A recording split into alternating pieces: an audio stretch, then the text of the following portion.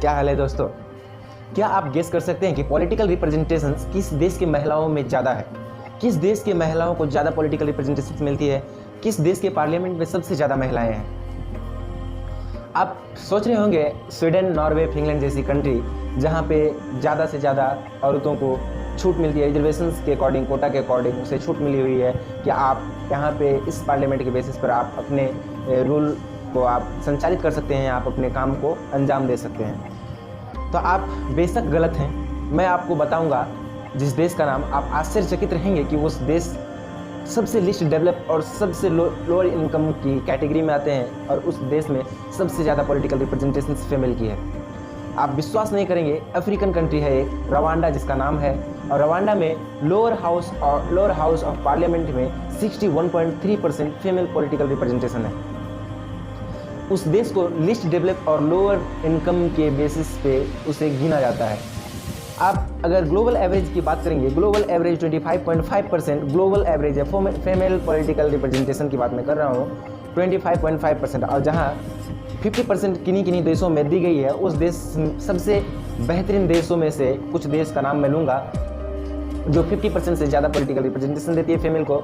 उन देशों में से सबसे पहला नाम आपका रवांडा है जो 61.3% रिप्रेजेंटेशन देती है। उसके बाद क्यूबा जिससे 53%, उसके बाद UAE आते हैं 50%। उसके बाद जो भी कंट्री आती हैं, जैसे आपका न्यूजीलैंड हो गया, निकारागुआ जैसे कंट्रियाँ हो गए, वो 50% से लोअर में आते हैं, कम में आती हैं।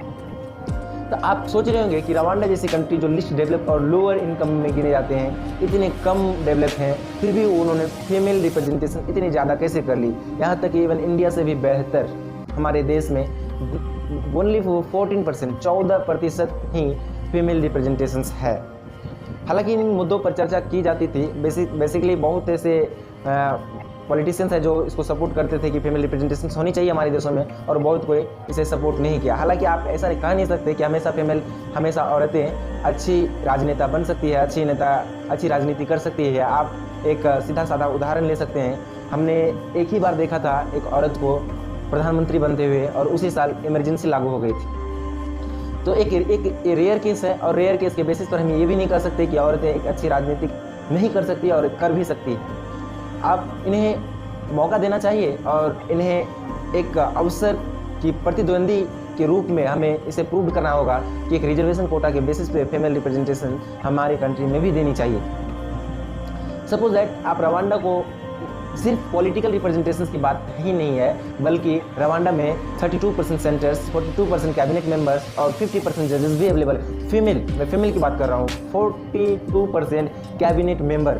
आप गेस कर सकते हैं कितना भारी संख्या है इसमें, और 50% जजेस भी अवेलेबल है। हालांकि ये बात की जाए कि हमेशा से रवांडा ऐसी नहीं थी, हमेशा से Rwanda female representation country number 1 पे नहीं रही है, बट आप एक क्राइटेरिया इस पर गुजरी थी। एक 1990 के समय में 17% ही फीमेल रिप्रेजेंटेशन थी रवांडा में। आज आप ये काउंट कर सकते हैं कि 61.3% फीमेल रिप्रेजेंटेशन रवांडा में है। आप कब से ये चीज़ शुरू हुआ रवांडा में, कब से ये डेवलपमेंट स्टार्ट हुआ, कब से ये इम्प्रूवमेंट स्टार्ट हुआ इस देश में? आप 1994 में आप जा सकते हैं। मैं डीपली इनके बारे में चर्चा नहीं करूँगा, बट थोड़ा सा मैं आपको बताऊँगा। 1994 में एक जेनोसाइड हुआ था, जिस जेनोसाइड में दो ग्रुप में बांटे गए थे। तुत्सी मेजोरिटी ग्रुप थे और हितू मेजोरिटी ग्रुप। जो तुत्सी और हितू में बहुत बड़े सिविल वार हुआ था, जिसमें से 8 लाख सिविलियन की डेथ हो गई थी। 8 लाख सिविलियन को हुतू मेजोरिटी ग्रुप वालों ने तुत्सी एथनिक ग्रुप को मार दिया था। हितू मेजोरिटी ग्रुप ने 8 लाख तुत्सी एथनिक ग्रुप वालों को मार दिया था। ये एक सिविल वार था। इसके बारे में मैं ज़्यादा डीपली नहीं जाऊंगा। अगर आप चाहते हैं कि इसके बारे में ज़्यादा डीपली जाए तो मैं एक दूसरा वीडियो लाऊंगा, आप कमेंट सेक्शन पे कमेंट कर सकते हैं। मैं आपको बताऊंगा कि क्या हुआ था एक्चुअली यहाँ पे सिविल वार और सिविलियंस के अकॉर्डिंग क्या चला था कि 8 लाख आदमी, 8 लाख पॉपुलेशन एक ही बार में मार दिया जाना बहुत बड़ी बात होती है। इस सिविल वार के बाद 70% फीमेल बचे थे, 70% फीमेल और 30% ही मेल बचे थे रवांडा में। जहाँ तक कि 70% फीमेल जो बचे थे वो कभी ना घर से बाहर गए हैं, ना कभी कोई काम किए हैं, ना कोई रिप्रेजेंटेशन के थ्रू, ना कोई बेटर स्पीकर था, ना कोई बेटर एजुकेटेड था। तो वहाँ के जब प्रेसिडेंट बने पॉल केगेमी ने एक विचार विमर्श किया, सोचा कि हम अपने देश को फिर से डेवलप की राह पर लेकर चलूँगा तो ये कैसे हो सकता है। उन्होंने विचार विमर्श किया और एक अंदाज़ा निकाला कि इस तरह से हम फीमेल को ही एजुकेटेड करें और फीमेल को ही पढ़ने लिखने पर बढ़ावा दें, एजुकेशन दें, उन्हें डेवलप करें, तो हम देश को अवश्य ज़रूर से ज़रूर ऊपर लेकर जा सकते हैं। तो उन्होंने क्या किया कि एजुकेशन के बेसिस पर और उसके क्राइटेरिया जो भी थे अपने कॉन्स्टिट्यूशन के अकॉर्डिंग उन्होंने फीमेल को बढ़ावा देना शुरू कर दिया। उन्होंने 2003 में कॉन्स्टिट्यूशन अडॉप्ट किया जो जेंडर कोटा के नाम पे आधारित था। जेंडर कोटा आप समझ सकते हैं कि हमारे देश में जिस तरह से रिजर्वेशन आते हैं, किसी पर्टिकुलर मतलब कास्ट बेस्ड रिजर्वेशन जो होते हैं कॉलेजों में, स्कूलों में जो सीट कोटा दी जाती है, सीटें दी जाती हैं, जो उस कास्ट के लिए इतना रिजर्व है सीट, उसे इतना देना चाहिए, उसी तरह एक जेंडर कोटा भी वहाँ के प्रेसिडेंट पॉल केगामी ने शुरू किया।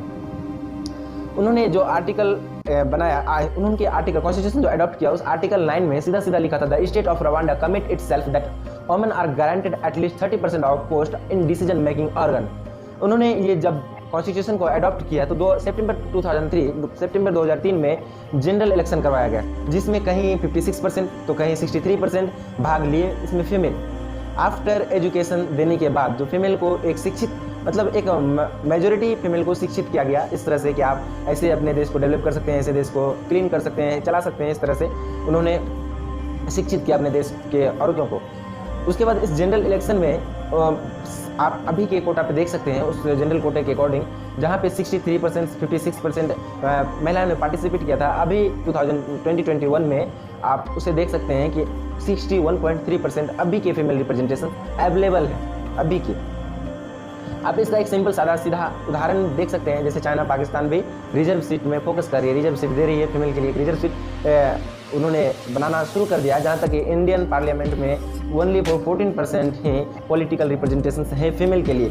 और इंडियन पॉलिटिशियन इसके बारे में कई बार चर्चा भी किए कि हमें फीमेल को बढ़ावा देना चाहिए, इन्हें पॉलिटिकल रिप्रेजेंटेशन में आगे लाना चाहिए। बट क्या होता है ना, हर बार अगर फीमेल को आगे बढ़ाया जाता है तो फीमेल कई एक जिस सत्ताधारियों का, जैसे जो बड़े पद पे हैं, जो बड़े पैमाने पे हैं, वो फीमेल का एक पपेट बनकर रह जाता है। फीमेल को वो अपना पपेट समझकर उनसे अपना काम निकलवा लेते हैं। इसलिए कभी कभी कुछ राजनेता के चक्कर में फीमेल को दबा दिया जाता है। बट आप ये गेस कर सकते हैं कि फीमेल के एक राजनेता के चक्कर में एक फीमेल को दबाना, ये इंडिया हमारे देश की खास बातें हैं।